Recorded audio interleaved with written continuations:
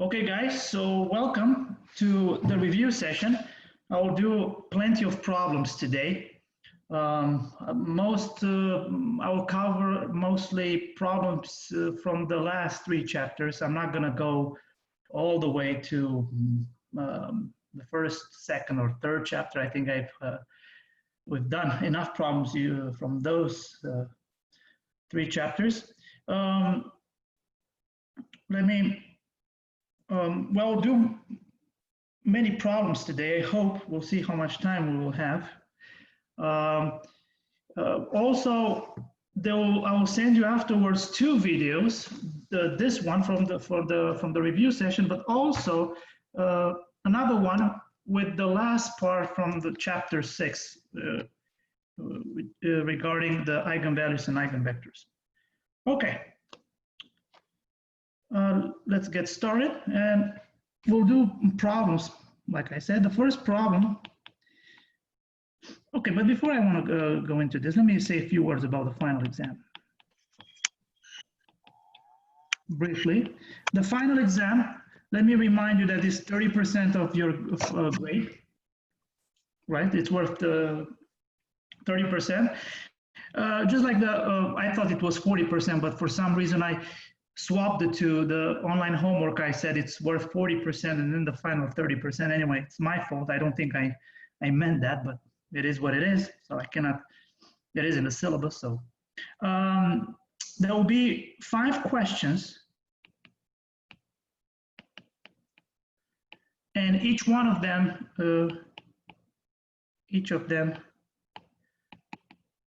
is worth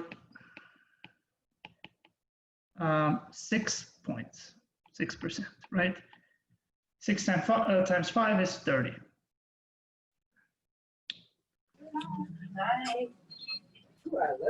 Yes. Also, I decided to have the same policy for the final exam, just like for the midterm. We will have, you will have 40 hours to do the problems, because some of you told me that they have some work schedule conflicts and so on. So I will give you more. And some others, they have exams, other exams. You should expect problems from the last 3 chapters from vector spaces, linear transformations, and we'll do plenty of problems today. And eigenvalues and eigenvectors.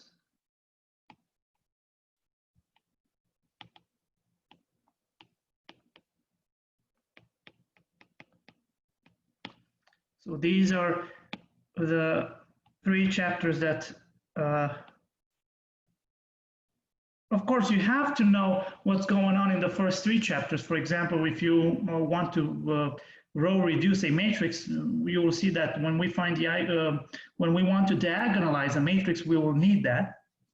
But anyway, I'm not gonna.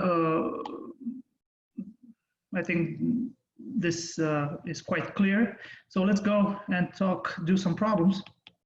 The first problem that I have in mind. Let me define the following. It's an easy problem. I think it was in one of my previous exams, I think last year, if I remember correctly. And it says the following: find the kernel of T, where this T is a linear transformation from R3 to R2, is defined by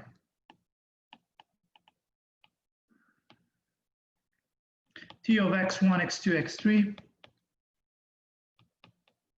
equals x1 plus x2, x2 minus x3.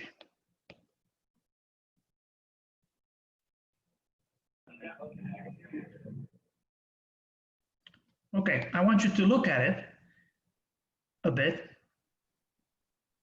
before we start talking about it.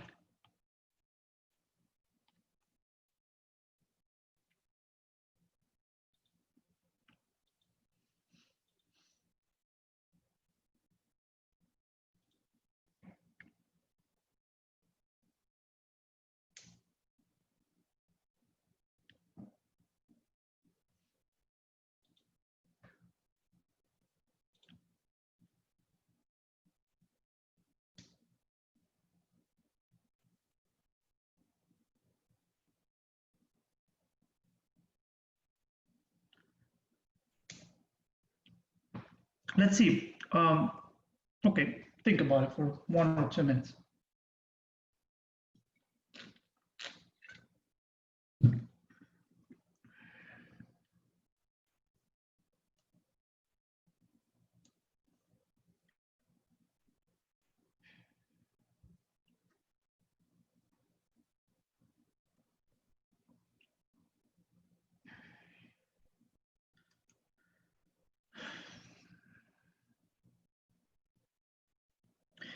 Keep in mind that look very carefully at the question.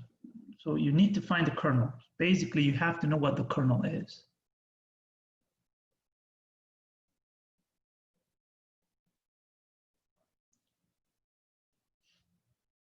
Okay, let's see. So what is the kernel? That is the first question, right? The problem is pretty straightforward. I have this map, right, from R3 to R2. As you can see, it is T of x1, x2, x3 is x1 plus x2 and x2 minus x3. It's quite clear. We need to find the kernel. So what is the kernel of T? And let me remind you that the kernel, since the kernel of T is the set of all vectors, right? Remember, x such that T of x is 0, right? We must solve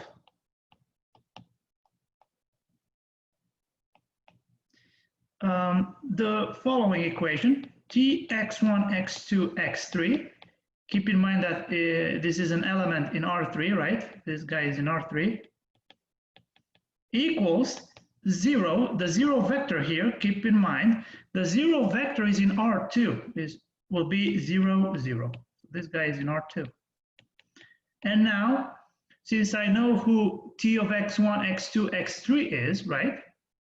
This is equivalent with, that is, well, we know who T of x1, so it's x1 plus x2, and the second one is x2 minus x3, and this is 0, 0, right? And this will be equivalent, we obtain the following system.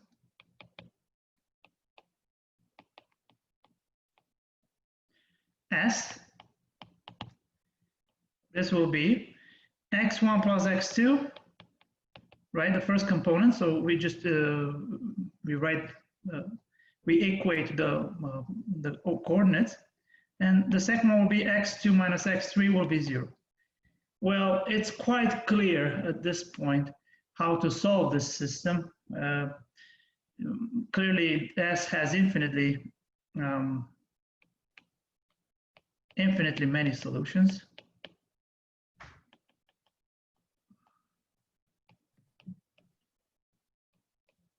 Right? And well, it's from the second equation, if you look at it, you definitely have that x2 equals x3, right? Just look at this second equation here. From here, we have x2 equals x3. And you know, just like, let's say this is a real number k, right? Now, clearly you can, from the first equation, x2 is negative, x1, sorry, is negative x2, which so it's negative k. So the solutions for S, for our system S, is given by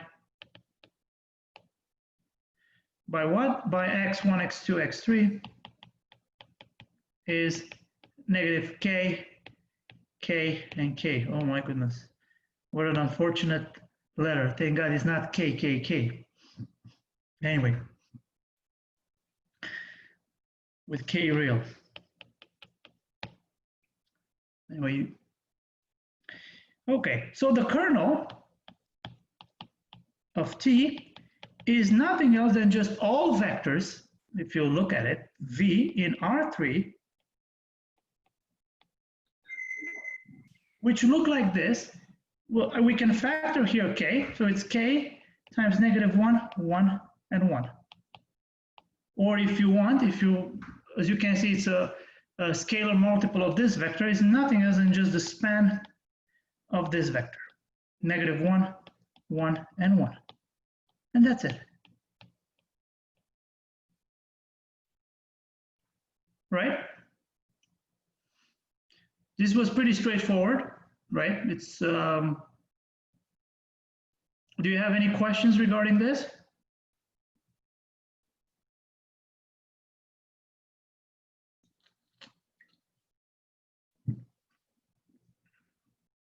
It's quite clear, right? Let's see.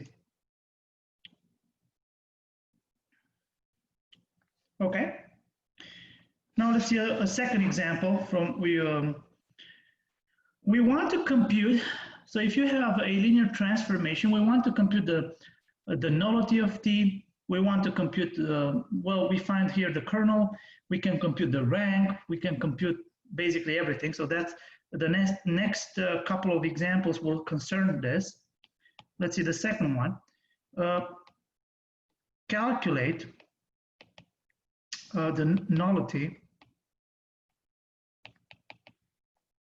Let's call this null of T for the linear transformation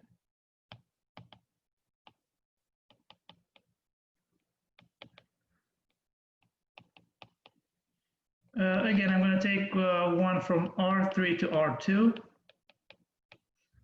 defined by T of A, B, C. We'll change the notation these times, is A plus 2B plus C. And the second component is a negative A plus 3B plus C. Also, so we have to compute the nullity. Also find a basis for the kernel of T. So we need to find the kernel as well. Not just that. We need to find a basis for this. Right? Okay, think about it for a couple of minutes. And in fact, I would love to see some of your ideas on how to proceed this. So think about this for, let's say, 5-6 minutes. And if you have any ideas, you can just say it. Like I said, I'm planning to do as many applications as possible today. Like, God knows, I hope I'll do many. We'll see.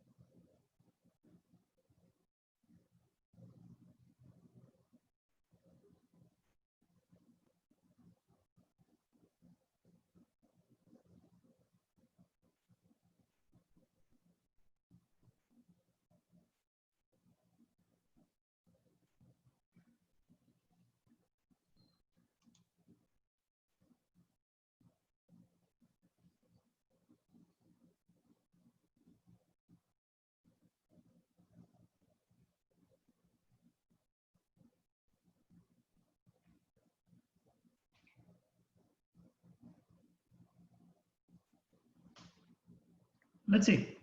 Do you have any ideas? You see, there was this, we're asked to find the nullity of T. So do you remember what the nullity of T is?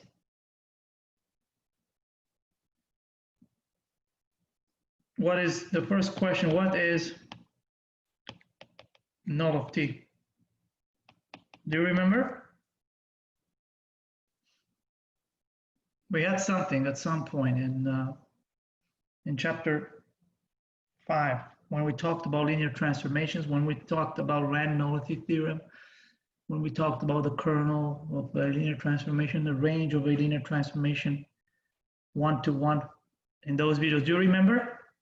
What is the nullity of T? Well, it was a dimension of the kernel, right? Keep that in mind.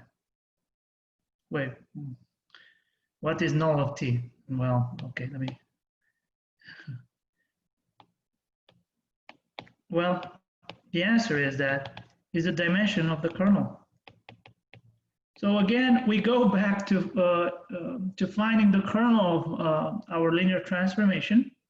So let's do that. So we need to find this guy. Who is this guy? We have to find the set of all vectors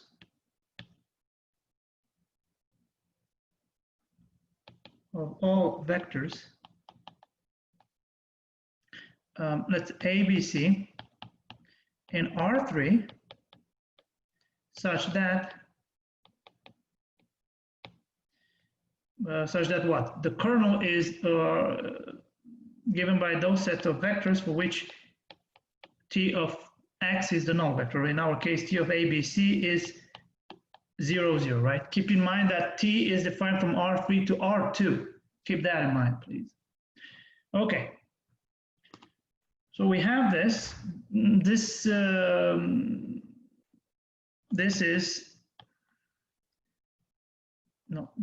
is given by the equation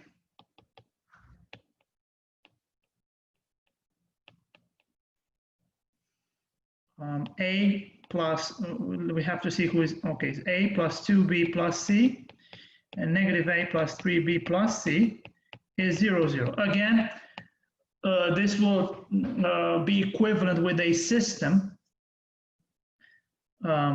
This is equivalent with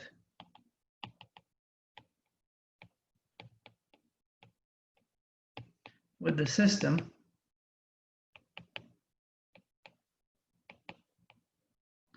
S,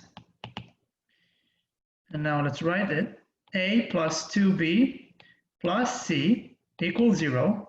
So this is a homogeneous system, but A plus 3B plus C equals 0. Okay. Now I have a question for you. How many solutions do you think the system has?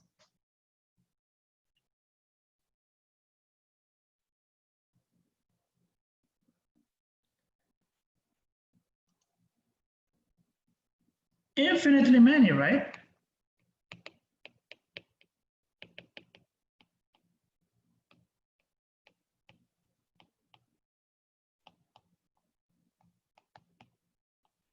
Right? Okay, as you can see, there are two equations, there are three variables, and I will leave it to you as an exercise to solve it, although you can solve it directly. You just add the first two, and then you'll have, you can write B in terms of C and whatever, but I will tell you directly the solutions since I don't want to. So the solutions are given by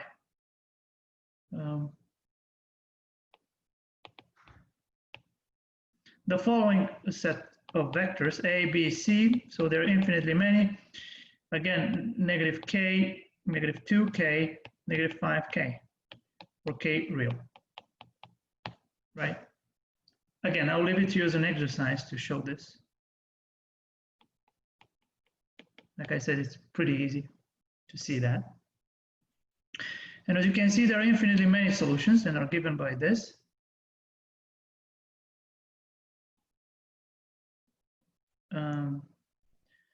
Y is C 5K.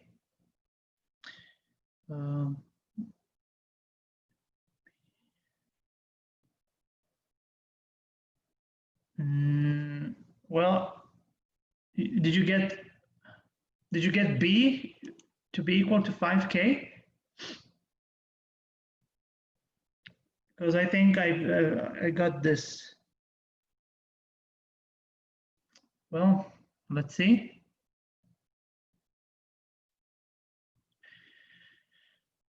You have 5B equals 2C. Actually, wait a second. You might be right. Let's see. So if you add these two, you have 5B plus 2C equals 0. So you'll get from here that 5B is negative 2C, right? Okay. So from, if you set up to be, I don't know, C to B, let's say,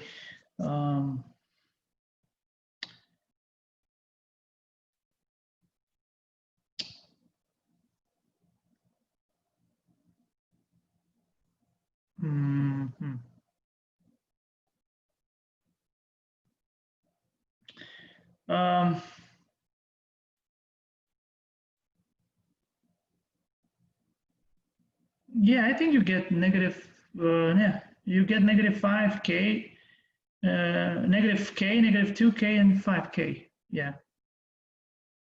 Yeah. Anyway, I'll leave it to you as an exercise to show it. I don't want to lose time with this, but yeah, that's what you get. Anyway, so this is the solutions. These are how the solutions look like. And the kernel of this, and the kernel of T is, guess what, is the span of this vector, -1, -2, and 5. Well, since the kernel is spanned by one vector, now you can figure out that it follows that the dimension is what? The dimension of the kernel will be what? Can you tell me if it's spanned by one vector? The dimension is what?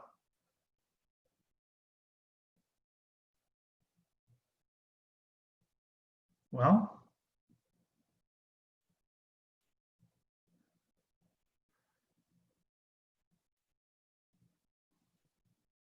come on, tell me.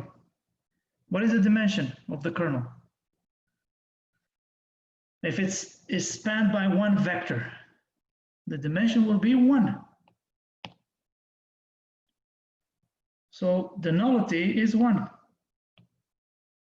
Null of T is 1 because it's the dimension of the kernel. And what is the basis for this vector? Well, look at it. It's right here. A basis is given by this vector right here, -1, -2, and 5. Okay, and that's it. Okay, this was the second problem. Like I said, again, pretty straightforward. And now let's see a third problem. What did I number? The third problem. And again, we'll take a linear transformation, define. And this time we'll define a linear transformation from R3 to R3. Define T from R3 to R3 by, and let me write it here, T of A, B, C will be, okay, let me write it in this way so that will be A minus B plus C, 2A plus B minus C, and negative A, negative 2B plus 2C. See, this is in R3, and this guy is also in R3. It has 3 components. Okay, and now I want to determine a bunch of things here. I want to determine the range of T,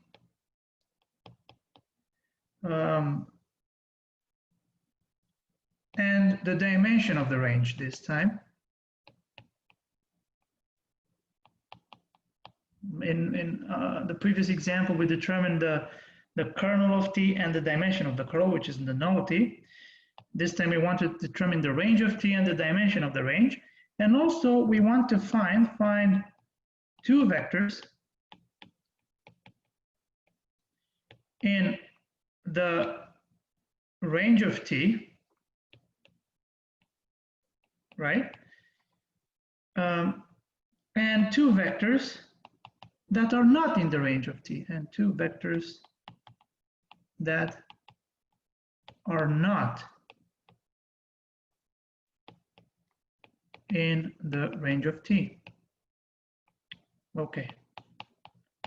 Also, find a basis. This actually, it's a good exam problem. A basis for range of T.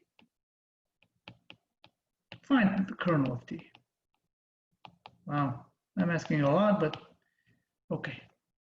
I want you to think of it for a couple of minutes.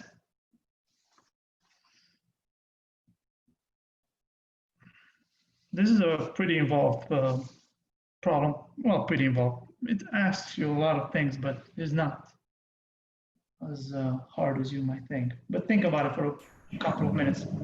And if you have some ideas, just let me know.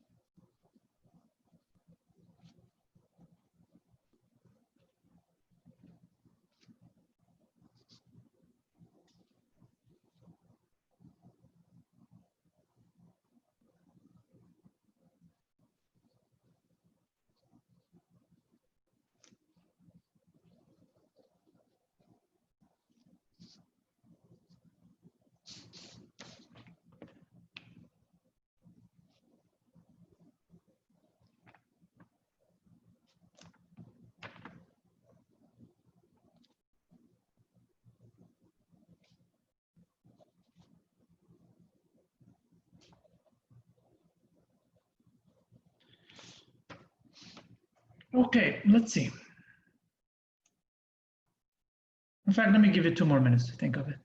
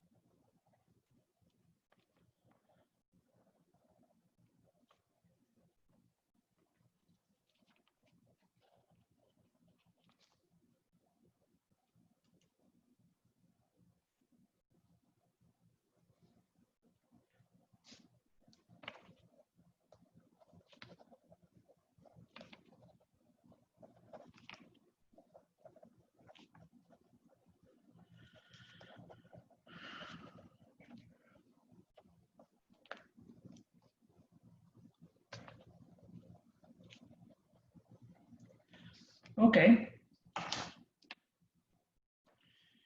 Let's see.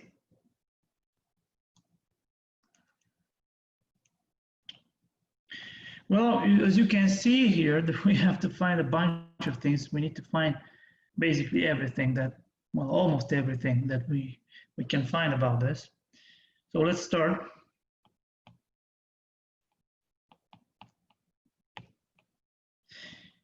Well, I have a linear transformation from R3 to R3, and I want to determine the range and the dimension of the range. Okay, let me consider, y, let's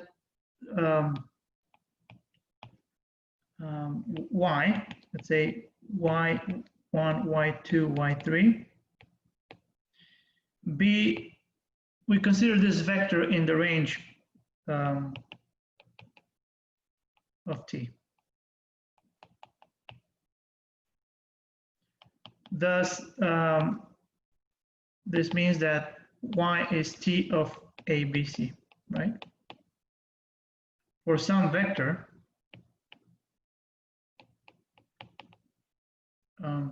ABC in R3. Well, this here is nothing else than just an equation that is the equation that we have here, y equals T of ABC, right, must be consistent. And in fact, this equation is nothing else than just, if we write this in coordinates, this equation will be nothing else than just a system. So let's write this. Keep in mind that y is y1, y2, y3.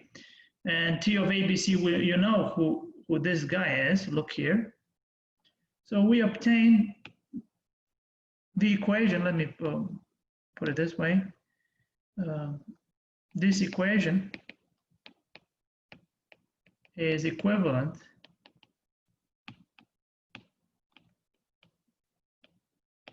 with the following system. Again, we end up with the system. And now let's equate these three. So we'll have a minus b plus c equals y1. 2a plus b minus c is y2. And the last one is negative a minus 2b plus 2c is y3. I hope I remember them correctly. Let me see. A minus 2b plus 2c. Yeah. Oh, wait. Oh, yeah, negative. Okay. That's the system. Again, we end up with this system. Right? Okay. That's great. And now what we want to do, we want to reduce the system. So S reduces to, and well, it's quite clear how, anyway, reduces to the following system. A minus b plus c is y1. 3b 3b minus 3c equals y2 minus y2 1, right? And 0 will be negative y1 plus y2 plus y3, right?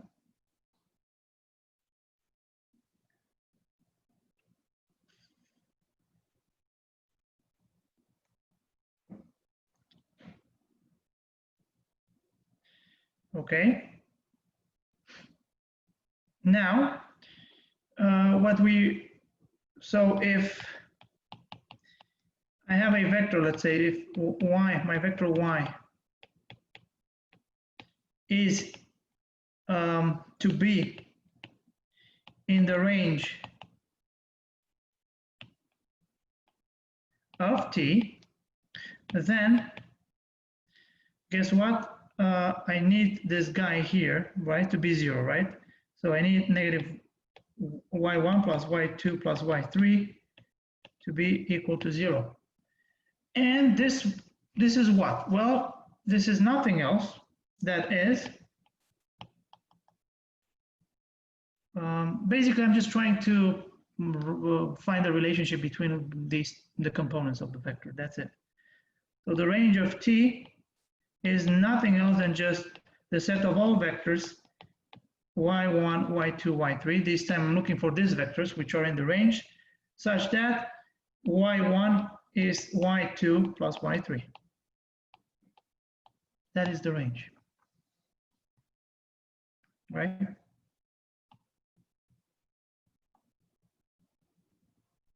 That's the definition of the range, if you remember, right? So the condition on y1, y2, and y3 gives a criterion for inclusion in the range of t. Now let's see some vectors here. Some vectors in the range of t are, for example, let's say negative 2, negative 1, and negative 1. And so because we're asked to provide 2 examples, let's tell me another one. For example, 0, negative 1, and negative 1, right? If you add negative 1 plus 1, it will give you the first component, right? And you can find plenty of them. Now, can you give me 2 vectors that are not in the range of t? Well, obviously, you can give me any vectors that do not obey this relation here, that y1 is y2 plus y3. Some vectors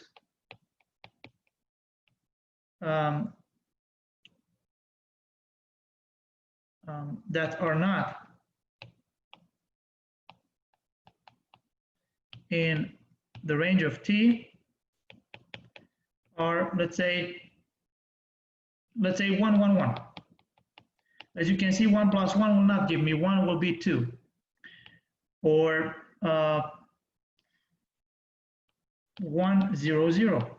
If I add 0 plus 0, will not give me 1. So this will not be in the range of T. Okay. So we found 2 vectors that are in the range and 2 vectors that are not in the range. Let's see what else are we asked to find. Determine the range, okay. Okay, I need to find the dimension of the range. So I found 2 vectors that are not in the range, that are in the range. I need to find the dimension of the range. I need to find a basis. Okay. The question is, let's answer this question first. What is the dimension of the range of T? Okay. Let's think. What is the dimension of the range of T?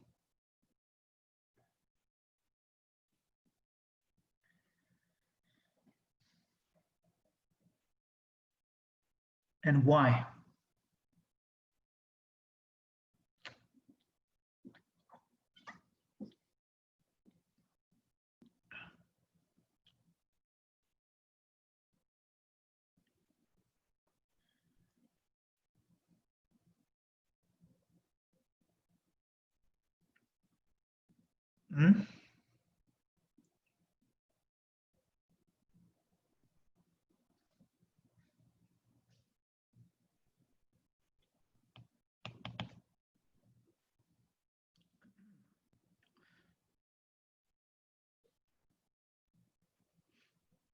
Let's think about, let's go back to this equation here. Look who the range is.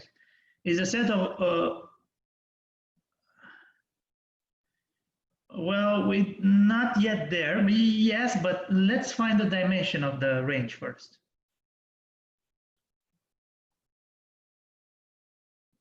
Let's look at the range of T.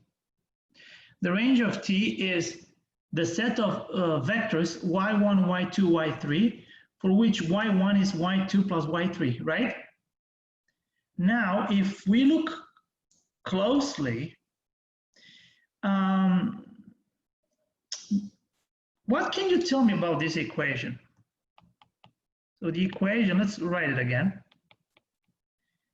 Let me write it in this way. Negative y1 plus y2 plus y3 equals 0, right? This equation has something in particular. This equation allows, what should I say? Allows the assignment of arbitrary values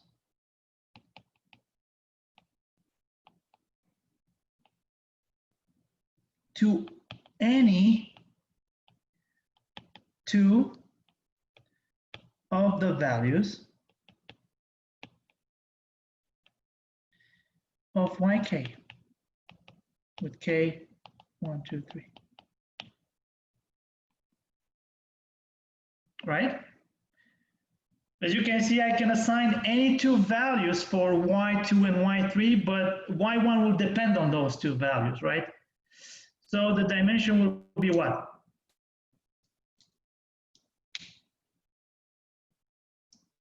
Come on, tell me.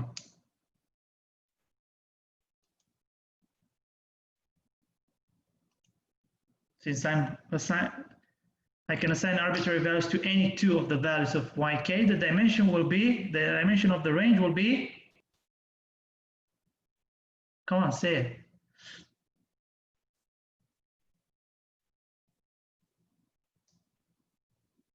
Will be 2, right? So the dimension of the range is actually 2, right? And now we want to obtain a basis. The next question I want to ask, so this is question 1, question 2, how do we obtain a basis?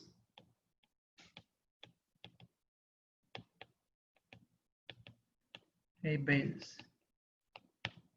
Right, let's let me look back. I think this is, yeah, I want to find a basis for range of T. How do we obtain a basis for range of T? Well, we can look at those two vectors that we looked, right? I give you an example for some vectors that are in the range of T and two vectors that are not in the range of T. So to obtain a basis,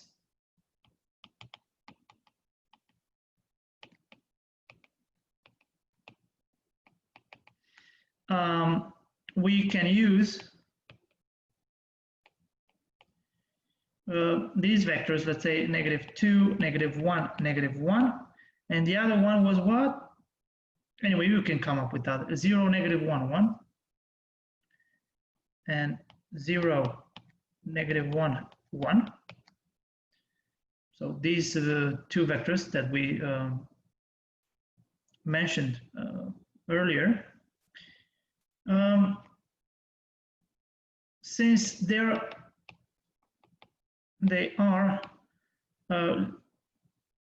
linear independent.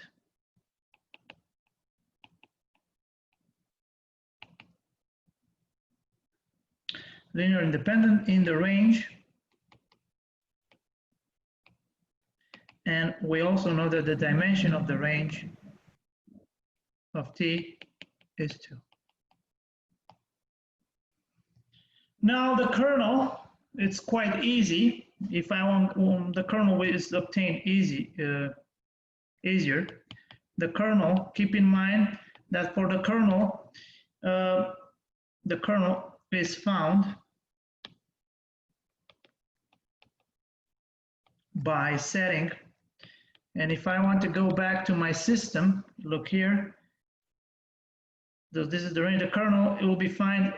Instead of y here, I'll have the y will be the null vector. So instead of y1, y2, y3, I'll have 0, 0, 0. So by setting y1 equals y2 equals y3 equals 0, in the system as above. In other words, we'll have the following. Let's write it. We will have what? We'll have a minus b plus c equals 0. Then, what was the second one? I think 2a minus b plus c is 0. And the third one was negative a negative 2b plus 3c equals 0, right? So this is a homogeneous system, I think. Yes, I think so, right? Let me see. 2a plus b minus c, correct. Plus b minus, oh, what? Sorry. 2a plus b minus c equals 0. So that's the system. And I will leave it to you as an exercise to solve this. But according to my notes, this will have the solution will be something like, so A, B, C. So the solutions are given by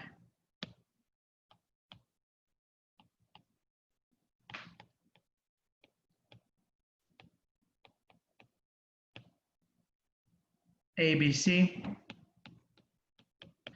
is 0, K, K, with K a real number.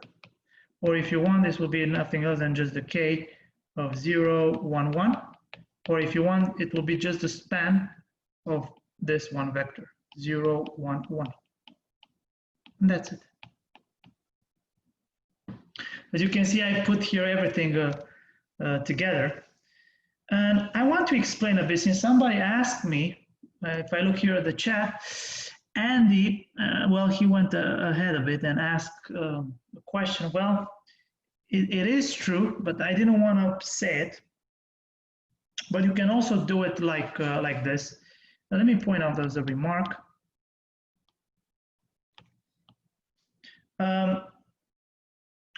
In other words, what Andy is saying here, the dimension of the range of T, let me remind you that the dimension of the range of T is nothing else than just the rank of my linear transformation T.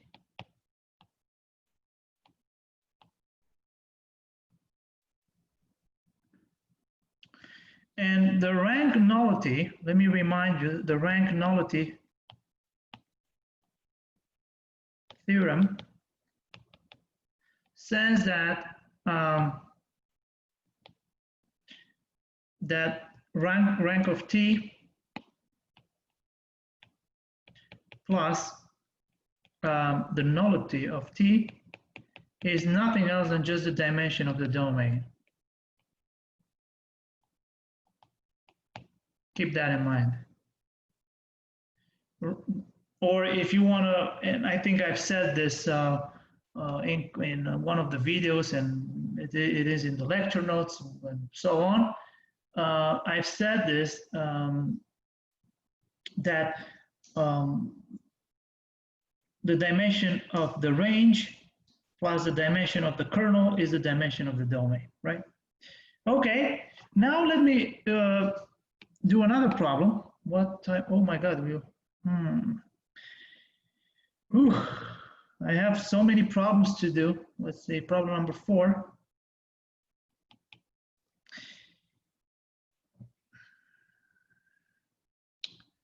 Okay, I'll do 2 more problems with linear transformations, and then I will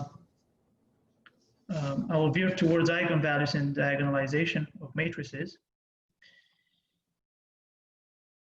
Let me think. Let me do this one. Let T from R3 to R3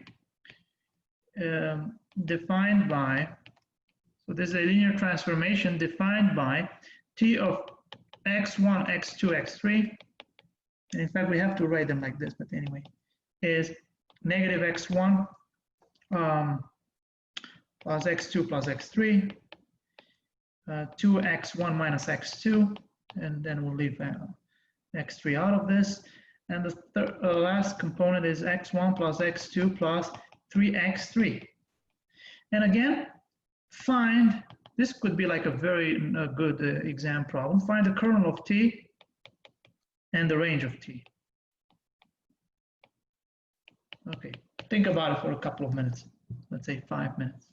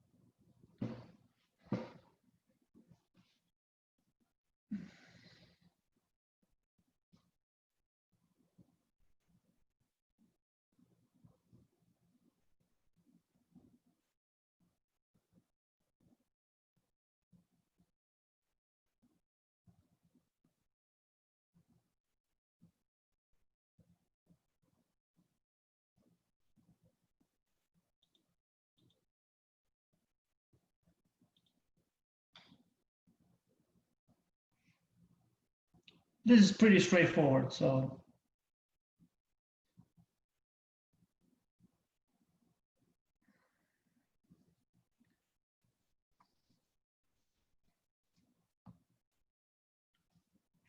Let me stand up a bit. Oh my.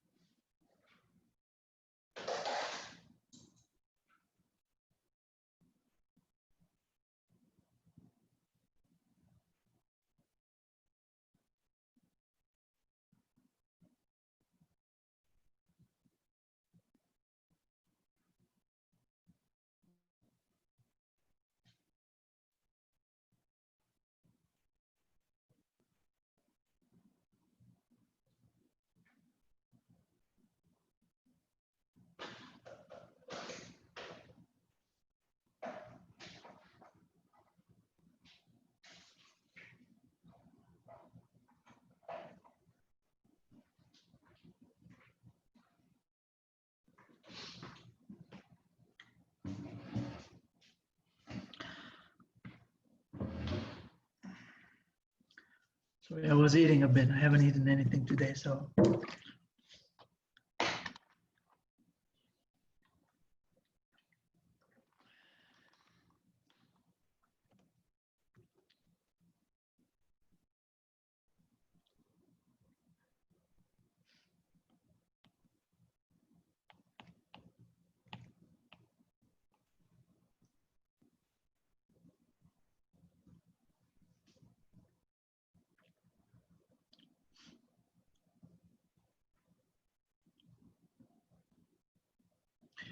You know, the problem is quite straightforward. The only thing I would do here a bit differently is I would optimize my strategy in solving this problem.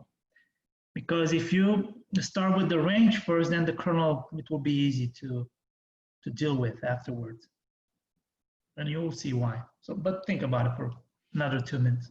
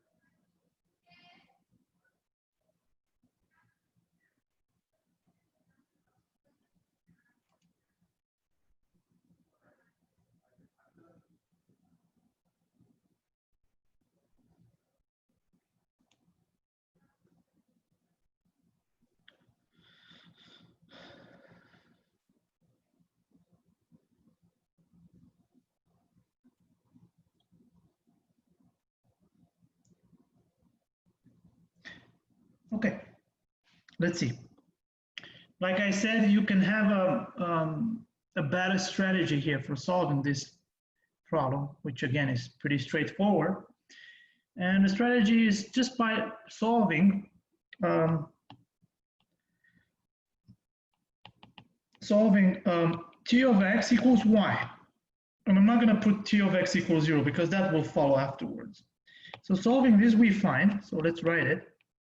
We find the following system. Again, as you can see, everything boils down to systems of linear equations. So the first one is negative x1 plus x2. This y here, keep in mind, is y1, y2, y3. It's a vector in R3, right? Do not forget that my linear transformation is defined from R3 to R3. So this will be negative x1 plus x2 plus x3 equals y1, 2x1 minus x2 equals y2, and the last one is x1 plus x2 plus 3x3 is y3. All right, so we have this system, and if you look at it, just look at it a bit, do you see something? Something in particular about the system if you look at it? If you see, if you do some operation? In other words, can I obtain some relationship between y1, y2, and y3?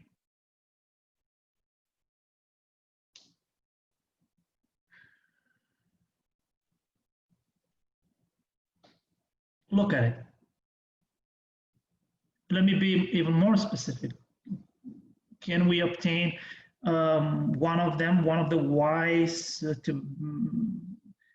can we express that as a linear combination of the other two, one of the vectors?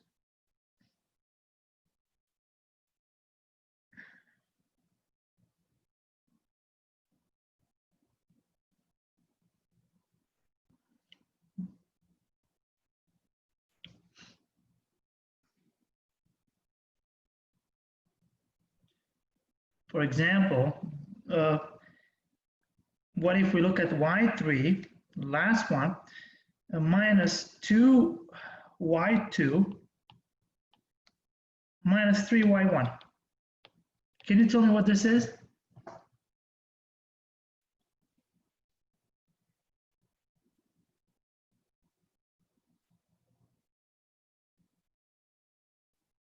Isn't this 0? If you look at it, right? y3 minus 2y2 plus, yeah, exactly. So this will give us 0, right? Okay, great. Let's keep this relation in mind, because at this point we know how the range would look like. But anyway, on the other hand,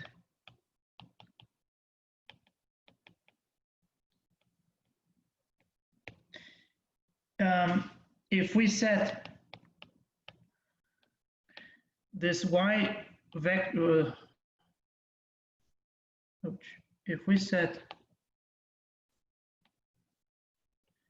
y1, y2, y3 to be equal to 0, 0, 0, we have, what do we have? Let's see. Well, as you can see here, we have the system, let's call S prime. This will be negative x1 plus x2 plus x3 equals 0. 2x1 minus x2 equals 0. We have the homogeneous system. x1 plus x2 plus 3x3 equals 0, right? And I will leave it to you as an exercise, again, to solve it. And since I already have done the computations, this S prime has infinitely many solutions.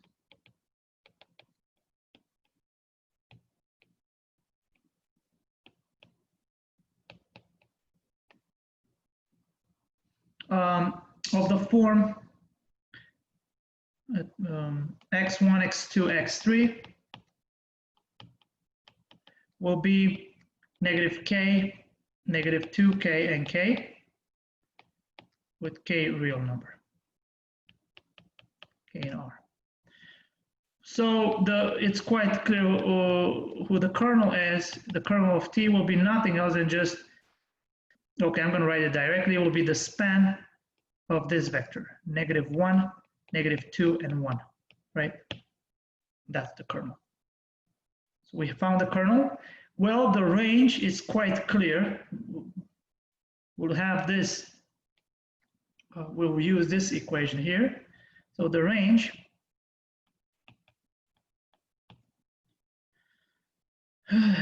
of T will be the set of all those vectors y, okay,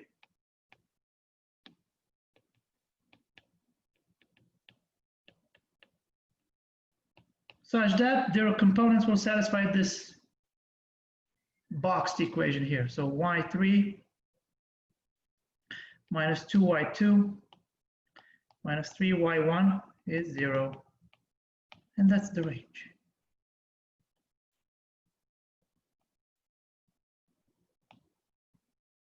Right? That's the range of T. Or if you want, you can parameterize this as well, and you can write this in the following way: is the set of all vectors y of this form, y2, y1, y2, y3, such that, and I'm going to parameterize, y will look like this: s, t, and s plus 2t,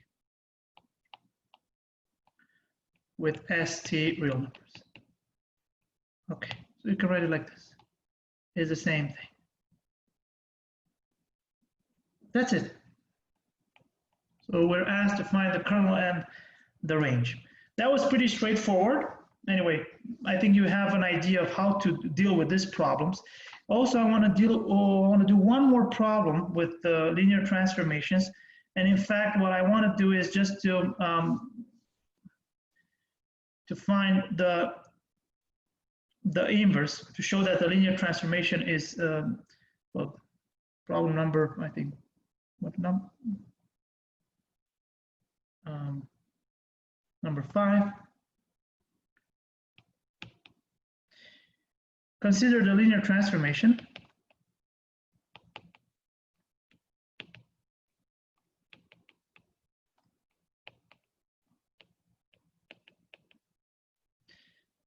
T from R3 to R3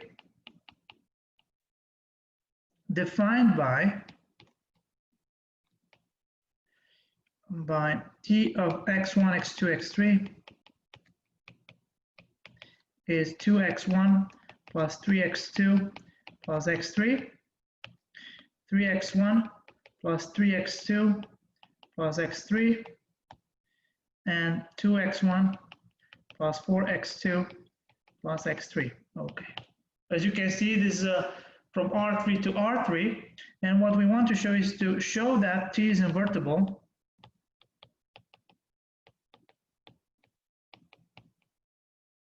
and find its inverse.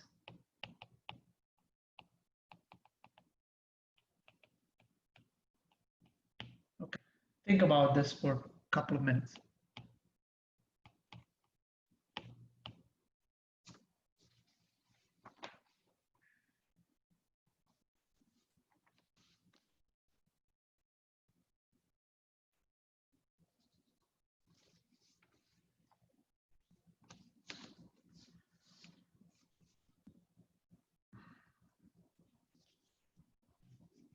After this, we'll talk about eigenvalues, eigenvectors, and diagonalization a bit. I'll give you some problems about with this. But think about this problem.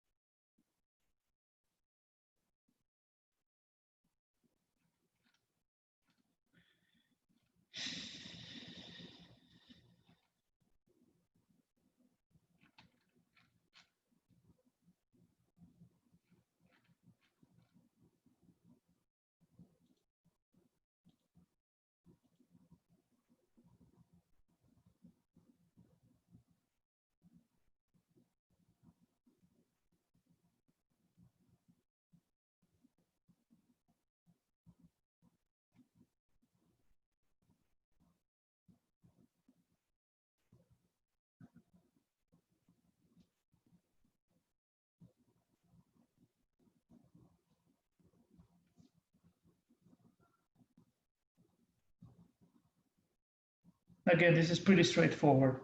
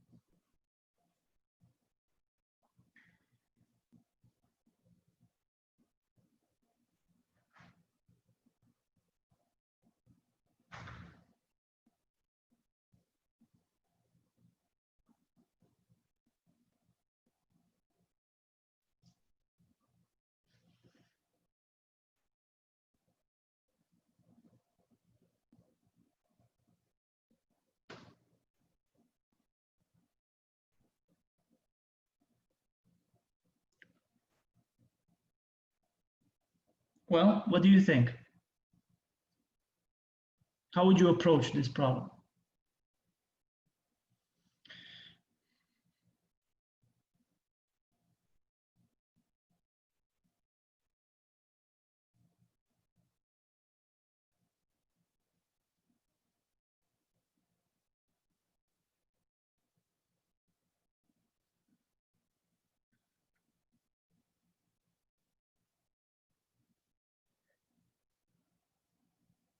Well, it's quite clear, right? You have a linear transformation from R3 to R3 is given explicitly, as you can see.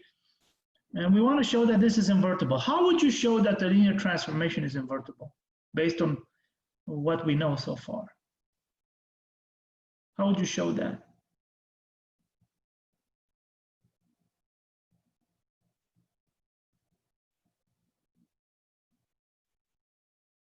What would be more convenient for you to do here? Find the determinant. Yes, but the determinant of what?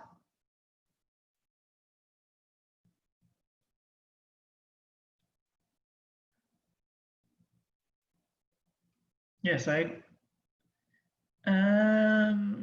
not quite. Be more specific. You want to say something. The determinant of what? What do we know about the linear transformations? There is something that we can do to them. We can associate something to them, and that something is called what?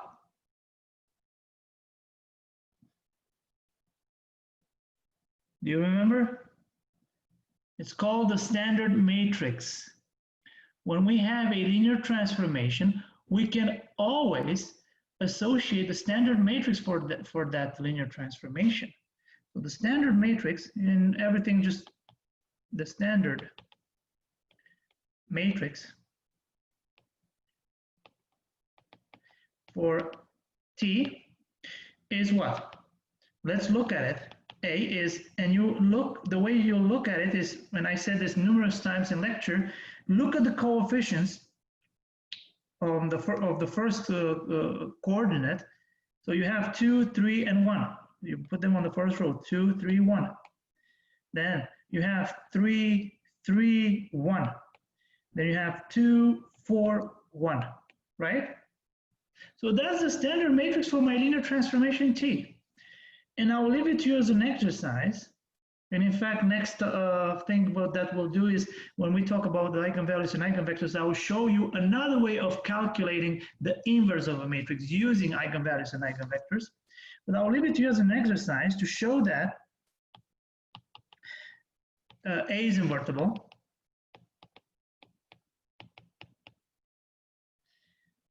Again, exercise, it's quite clear, just compute the determinant, and it's clear that you will see that A is invertible, and A inverse, the inverse will be given by, I have it here somewhere written, let me see. So it's -1, 1, 0, -1, 0, 1, and 6, -2, and -3, okay. So that's the inverse of the standard matrix for my linear transformation T. Well, since the standard matrix for my linear transformation is invertible, then I can go back to my linear transformation. So T is invertible, and the standard matrix for T to -1 is the inverse, is A inverse. And now using the standard matrix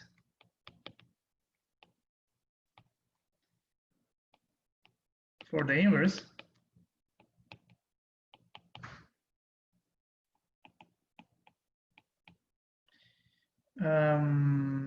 one can find the rule for T inverse by computing the image,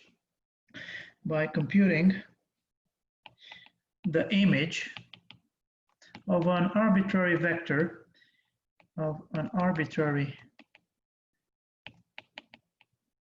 vector, x is x1, x2, x3.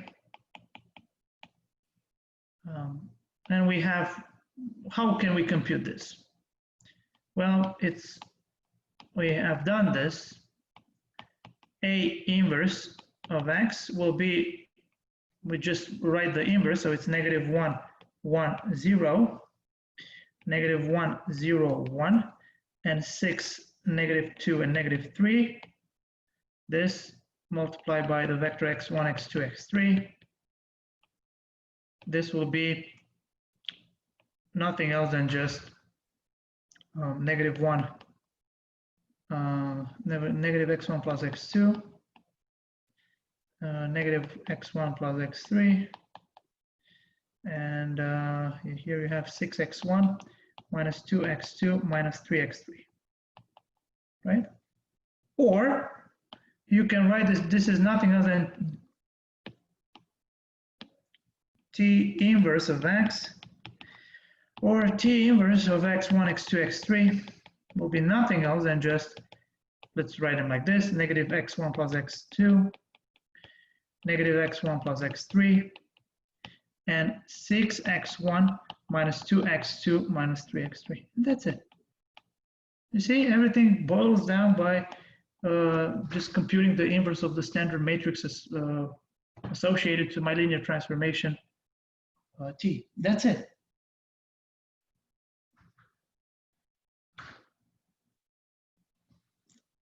Is it clear? It's pretty straightforward, right? If you think about it, that's it. The only idea you need to come up with, well, let me write a standard matrix associated to this linear transformation, and I could make my life way easier for this. Okay, enough with this, since I don't have too much time. Oh my goodness. And I don't want to, perhaps I'm going to do another review session, I don't know when, probably tonight, if I don't finish everything that I have planned, because I have planned a lot of things. But on the other hand, I don't want to go way too fast, because that would be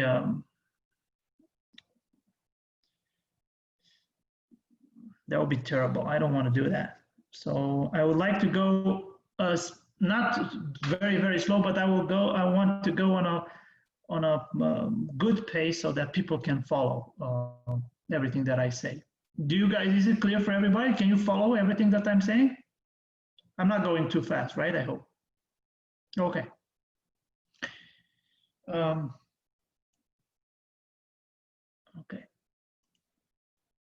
All right. So enough with linear transformations. There are plenty of other things here. I want to go and talk about, I don't even know what to start with, and I have only half an hour. So let me just start with some basics. Let me think a bit. Usually,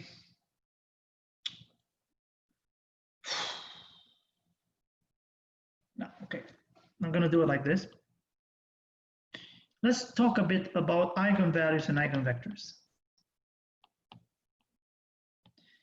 And you have seen that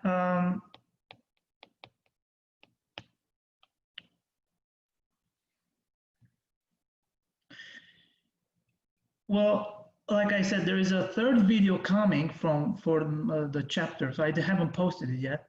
Well, I'll talk more about diagonalization. So I think I will do another review session tonight. I don't know, maybe tomorrow, we'll see.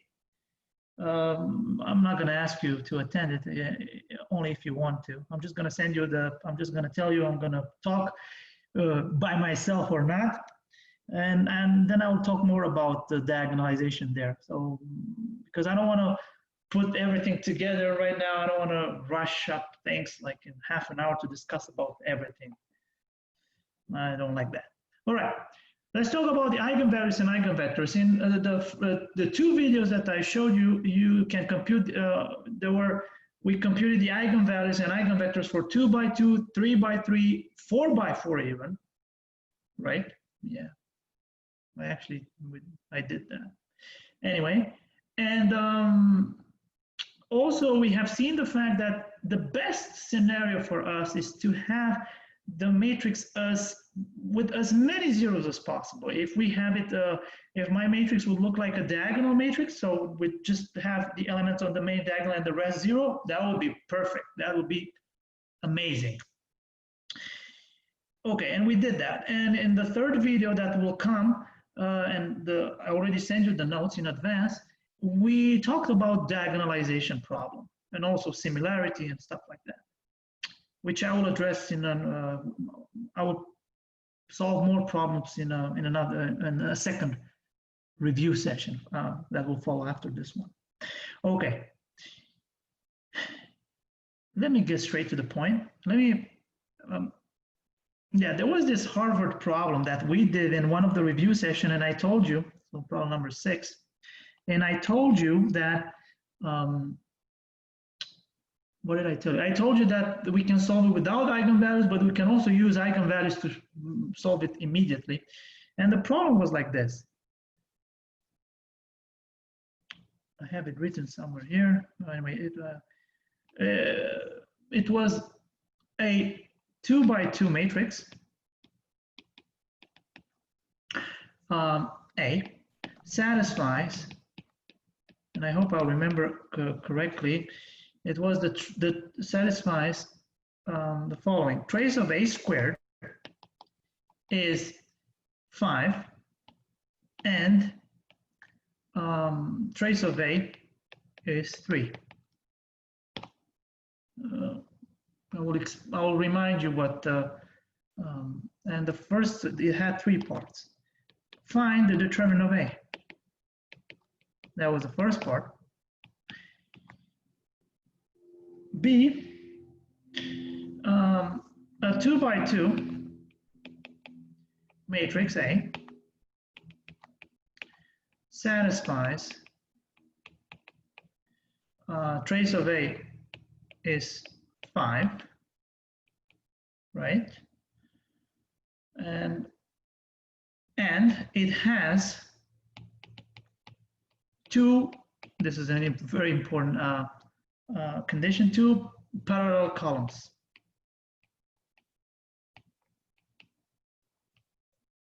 I already know what's going on here when I hear this.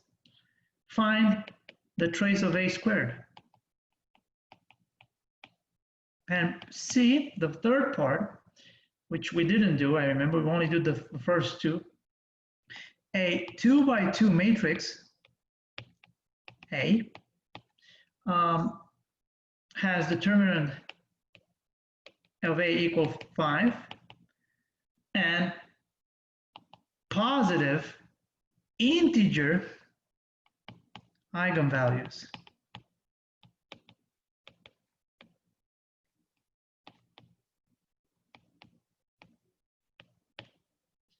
What is the trace of A? What is trace of A? This is a very smart problem. So this was given at the Harvard linear algebra final exam. I don't recall the final exam. So this is how a problem from Harvard University looks like on their final exam. I wouldn't say this is extremely hard, it's not, but the problem is formulated in such a way, as you can see, it's formulated in a very smart way that will require you a little bit of thinking. But before I even start doing this problem, remember that we did the first 2 parts. We did it, let's say, the brutal way by just writing the matrix. You can, you just write a trace, you know who the trace is. Let me remind you, recall that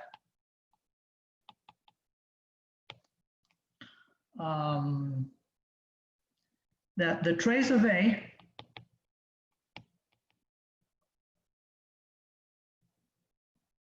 is the sum of the elements of the entries on the main diagonal of A.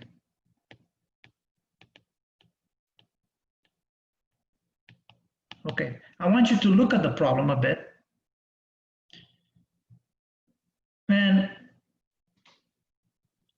let's see how we can use eigenvalues and eigenvectors to solve this problem. And before I even, unfortunately, this is what I don't like in the book. Sometimes they just give you some recipes and you apply this method and that's it. So they don't require you to think. This problem requires you to think a bit. It's not like, oh my God, I applied this method. No, it requires a little bit of thinking. And this is how the education in general should be done. And that's why I chose this problem. I want to do it again so that you can see how easy it will be in using eigenvalues language. Okay, let's see. But before I even start doing the problem, let me give you the general phenomena that is hidden behind this. And let me talk about the characteristic polynomial again. So keep in mind that the characteristic polynomial of A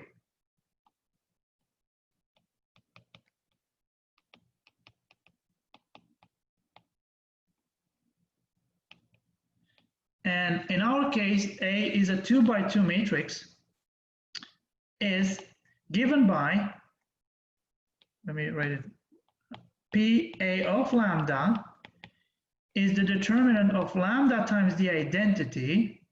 Okay, I'm going to put here an I2 so that you know that it's a 2 by 2 matrix minus A,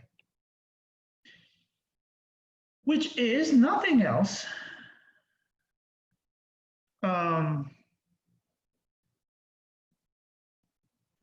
if you want to write everything here. So this is the determinant of lambda minus A. Okay, okay, I'm just going to say it directly.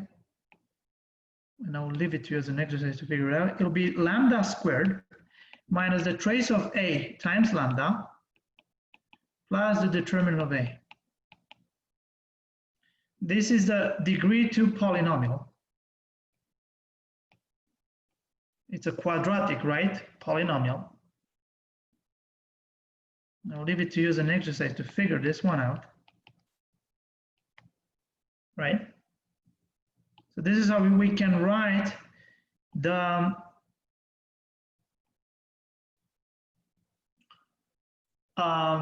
characteristic polynomial for 2 by 2 matrices. And in fact, let me remind you that the Cayley-Hamilton that we did, so the Cayley-Hamilton theorem,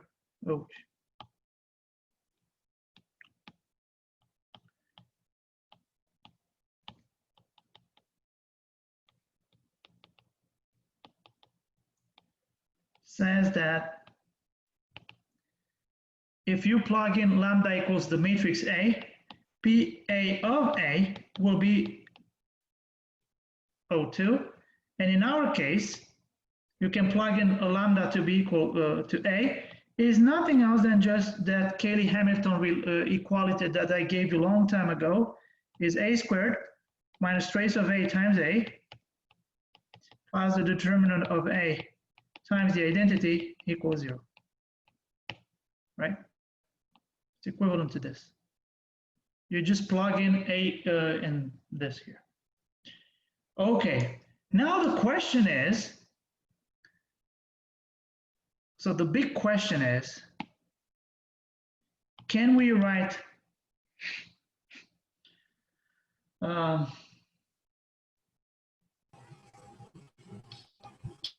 can we express the trace of A and the determinant of A in terms of the eigenvalues of A? That is the big question.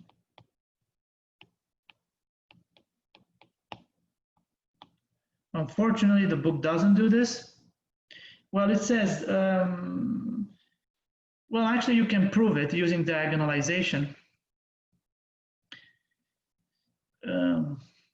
Yeah, maybe I should have started with this, but anyway, I'll do it in another review session. The answer is yes, and we're going to have the following. One can show that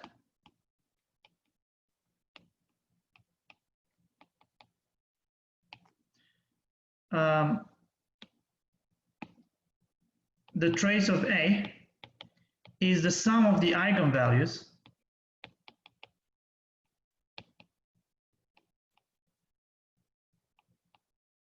of A, and the determinant of A will be the product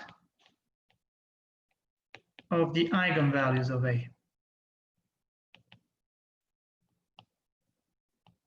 Of A.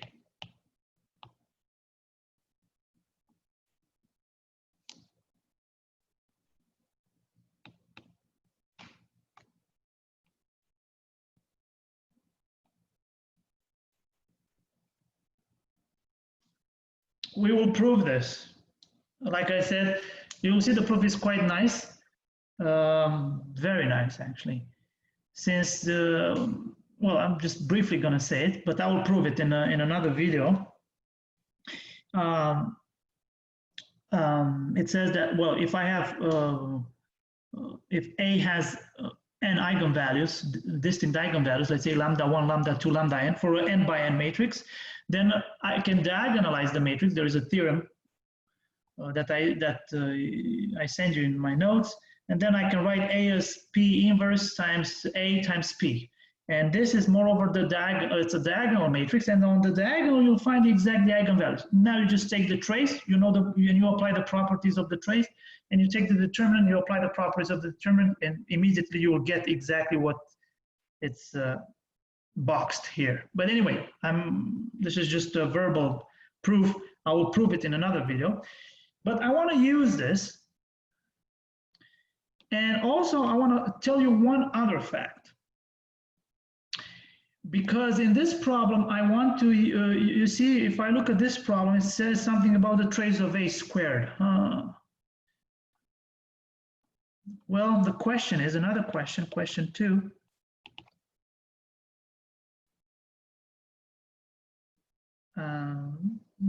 Question 1 is this one. I want you to pay attention here because this is very, very important. And this phenomena will happen also more generally to n by 3 by 3, 4 by 4, and so on matrices. Well, it will look a little bit different, but the question 2, can we express trace of A squared this time in terms of the eigenvalues of A? Wow. This is a little bit more pretentious because if you look at it, I'm trying to express the trace of A squared, not just the matrix A. I'm talking about the A squared. The answer is yes. And here comes the thing. I'm going to say a thing. I'm not going to prove it. If A has the eigenvalues, so this is a very important fact. Lambda 1, lambda 2, lambda n in general, right? N is an n by n matrix. Keep in mind. Then A squared has the eigenvalues lambda 1 squared, lambda 2 squared, and lambda n squared. A cubed will have the eigenvalues of A cubed. A squared plus A will have the eigenvalues, so A squared plus A will have lambda 1 squared plus lambda 1, lambda 2 squared plus lambda 2, and so on. So this is what happens. So this is a general phenomenon here. Keep this in mind.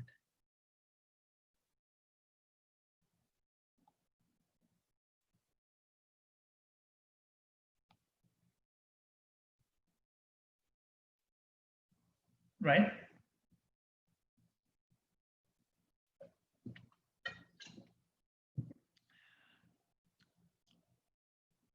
Okay. Now, having all this set up, we can actually solve the Harvard problem instantly.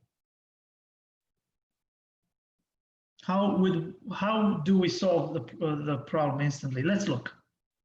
The first part, I have a 2 by 2 matrix. The trace of A squared is 5. The trace of A is 3. Find the determinant. All right, let's go for it.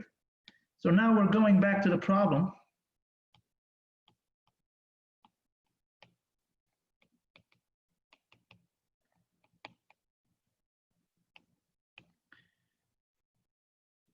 Let's see. We have, and now let's see part A. Let's look at part A. We know that trace of A squared is 5, trace of A is 3. Let's write it like this. Trace of A squared is 5, trace of A is 3. Can you translate this in terms of eigenvalues? In terms of eigenvalues, this will translate into what? Well, what are the eigenvalues of A squared? Are lambda 1 squared and lambda 2 squared. What is the trace of A squared in terms of the eigenvalues? Will translate into lambda 1 squared plus lambda 2 squared equals 5. The trace of A equals 3 will translate into lambda 1 plus lambda 2 equals 3, right? And now I need to find, let's go back to the problem. It asks us to find the determinant. And now I want to find determinant of A. But what is the determinant of A? It's just, we said here earlier, that is the product of the eigenvalue. So it's lambda 1 times lambda 2. So we want to find this. Well, I think it's quite easy to, at this point, this is just basic algebra. As you see, that is the thing with the eigenvalues. It takes you all these problems with matrices and it will translate them into basic operations with the real numbers or complex numbers. That's it. This is how nice it is. Now, can you tell me how, if you look at this guy, lambda 1 plus lambda 2, everything squared. This is lambda 1 squared plus lambda 2 squared plus 2 times lambda 1 lambda 2. This is the basic identity from college algebra that you learn. We know this guy is what? The trace of A inside. So this will translate, will be equivalent with, okay, let me just write it here. This guy is trace, oh, what am I? Lambda 1 squared plus lambda 2 squared. This guy here is trace of A squared. And this guy here is the determinant. So this is nothing else. Everything, trace of A, everything squared is trace of A squared plus 2 times the determinant. But we know that the trace of A is 3. So this will be equivalent with 3 squared equals trace of A squared is 5 plus 2 times the determinant.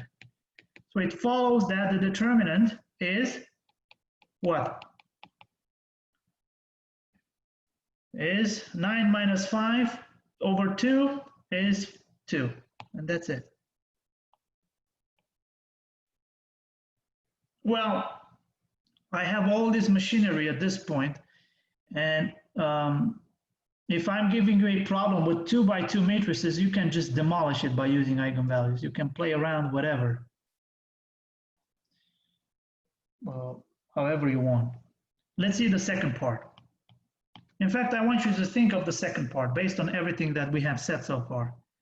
The second part says the following. Let's write it. A matrix, a 2 by 2 matrix has trace A5 and has 2 parallel columns. Ooh, that's, at this point, it's quite clear what to do here.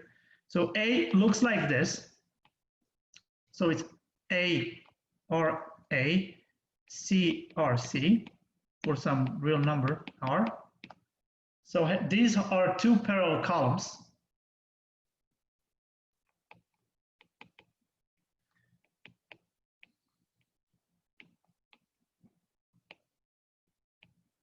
And moreover, we know that the trace of, what do we know?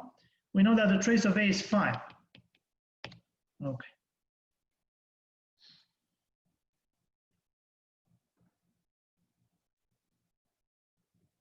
What can you tell me if matrix A has two parallel columns?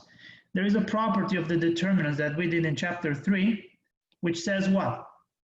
If there are two parallel rows or columns, then, so you can write one of the columns as the multiple of the other, then you can infer that what? That the matrix is singular. So this will follow that the determinant of A is 0. A is singular.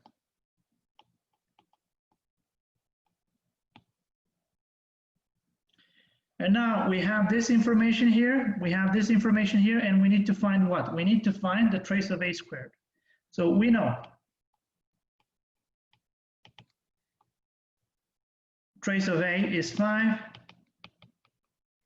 the determinant of A is 0, and I want to find out trace of A squared. Well, based on everything, based on what we said earlier, how can we find this? So let's translate this problem into an eigenvalue problem.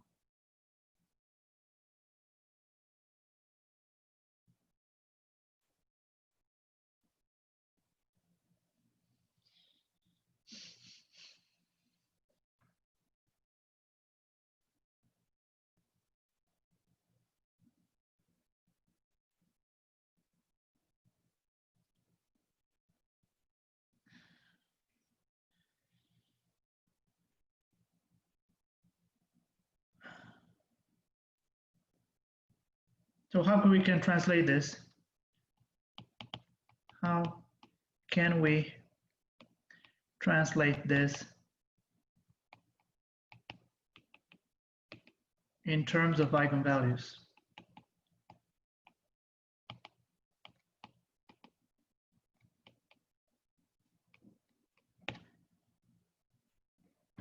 Tell me, trace of A is what? What did we say about the trace of A?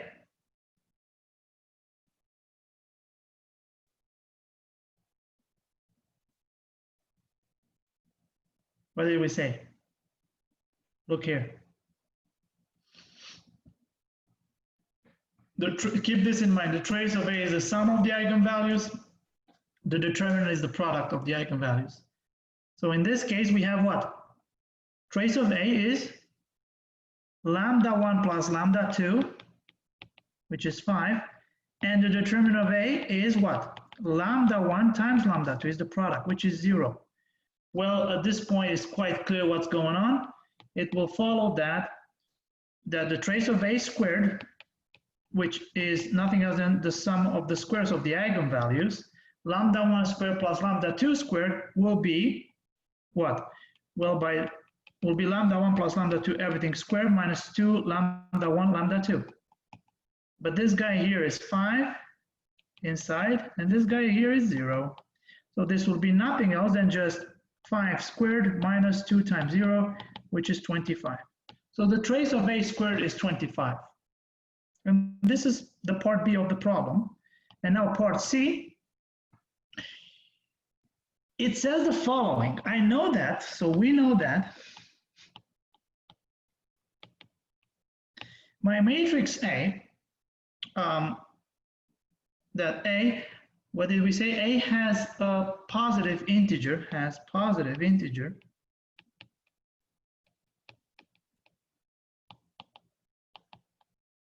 eigenvalues. And we also know that the determinant of A is 5. And now we want to find, the question we want to ask is, what is trace of A? That is the question.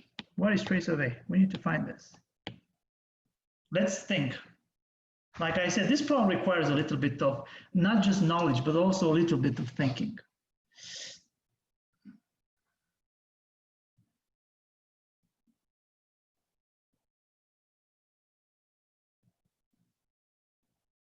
Keep this in mind. Positive integer eigenvalues.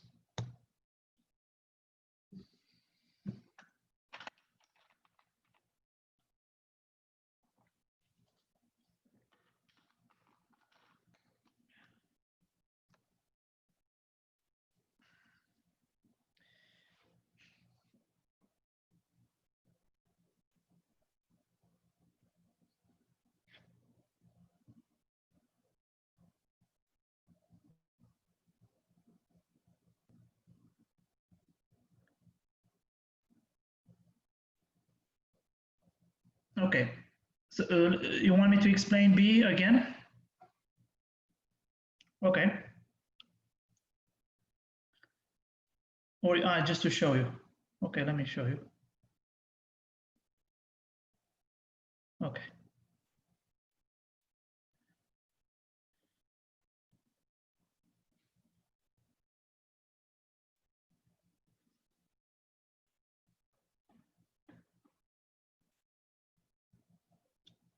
It's basically the same as B. Again, it just requires a little bit of thinking, analyzing a bit. Oh God, I love these kind of problems. You'll have something like this for anyone who wants an A. You'll have problems of this type where you have to think a bit.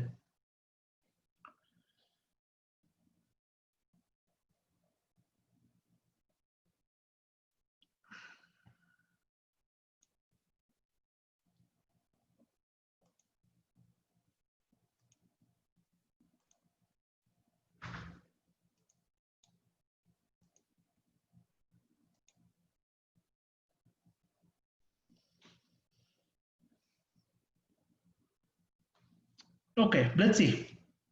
How would you approach this? Let's analyze it together. We know that A has positive eigenvalue, integer, by the way. There's a word here, an extra word, integer. Look at it. It wasn't just put there just for the sake of being there. It means something. You have to think of it.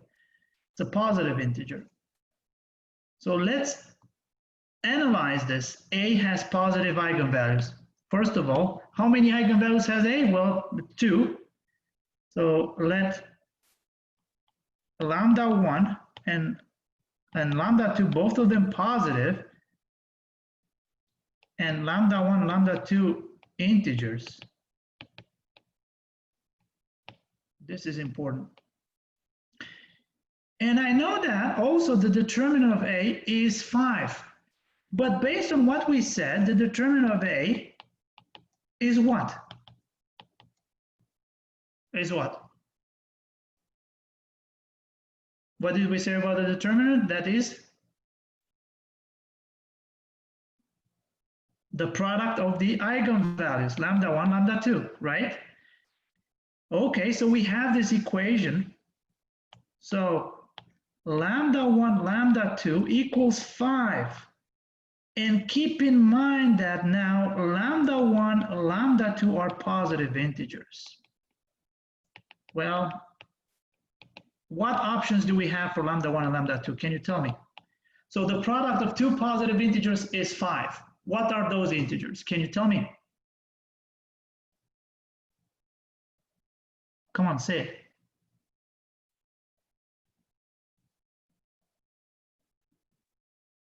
Again, the product of two positive integers is 5. 5 and 1. 1 and 5, 5 and 1. That is the only options, right? So it follows that lambda 1, lambda 2, they will belong both to this set. 1, I could have had plus minus 1, plus minus 2, but they're positive integers.